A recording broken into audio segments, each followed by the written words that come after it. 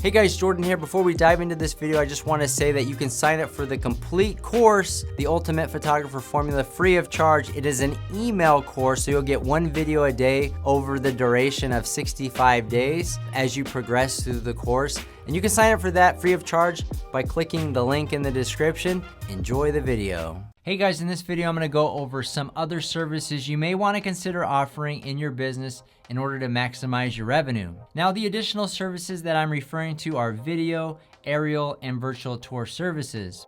We don't recommend offering these services out of the gate if you're brand new to real estate photography. We recommend focusing on real estate photography and mastering that skill set first. Once you have a good grasp on the photography, that's when you want to consider adding additional services to your customer offering. By offering these additional services, you'll be able to add more value to your customers while at the same time increasing your revenue per job and revenue in general. If I had to choose an order in which to start offering these services, I would probably recommend virtual tours first because it's really easy to learn. I would then recommend getting your Part 107 license and offering aerial services. Finally, I would learn video services. I recommend learning video last because there is a learning curve to mastering the shooting and the editing of real estate videos.